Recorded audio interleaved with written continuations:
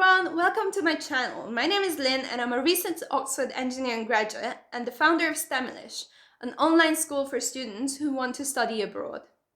In today's video, I'm going to talk about personal statements. So, what is a personal statement? A personal statement is like a cover letter you send for a job, but this is for university. It's a chance for you to show the university your capabilities, your personality, and what a great applicant you would be. It's actually one of the first things the university reads about you, so it's really important to make a great first impression. In the UCAS application, the line limit is 4,000 characters or 47 lines, whichever you hit first. And that leads me to tip number 1. Be mindful of the character and line limit. I made the mistake of writing my UCAS personal statement in Microsoft Word and only checking the number of characters. When I thought I was finished and was about to submit it, I found out that the line width within the UCAS text editor is actually narrower than I thought. So I had to go back and actually cut down on a chunk of my personal statement, just as I thought I was finished. So don't make the same mistake that I did. Instead, try out the editor first.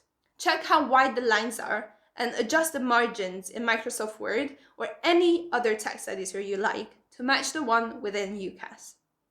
Moving on, tip number 2 is to include plenty of personality. Quite a few tutors that I asked said that even though personal statements are supposed to be, personal, plenty of them come out quite impersonal and quite general. A personal statement is supposed to be about you, about why you want to study the course and why you chose that university. Also, what experiences you've had leading up to this application. Write in a style you would talk in. Don't overcomplicate sentences and words because this is not a test of your vocabulary or your eloquence. It's a self-introduction at the end of the day. Tip number 3. A personal statement is not a CV. Don't make a list of all your achievements and skills. Instead, it's really important to focus on telling a story and having a clear structure. Answer the question of why you're applying to university and leave out all the irrelevant details and skills that are amazing, but they are irrelevant. The first time I applied, I actually wasted a third of my personal statement talking about an amazing project that I led, but that project had nothing to do with engineering. However, tip number 4 is to include multiple experiences and talking points for your interviewers in your personal statement. Do you have a relevant project that you love to talk about? Include that. Do you have a subject in school that you particularly enjoy? Include it. Is there a topic that you've read about a lot? Include that as well.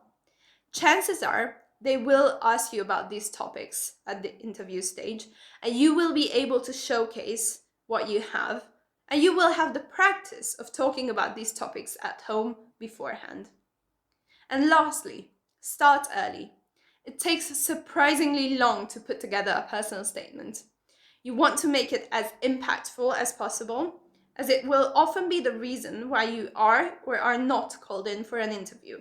Make notes about your achievements and plan out your structure beforehand. So, to recap, be mindful of the character and line limits and make sure you know how much to write. Show your personality, that's what makes you unique. Don't make a list of all your achievements and focus on the relevant ones.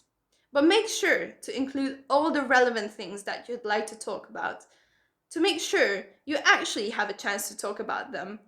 And lastly, start early. Make sure you comment below to let me know if you learned something new or if you have other tips that you'd like other people to know about.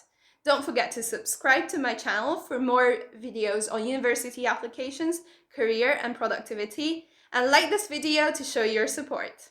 Bye guys, see you in the next video.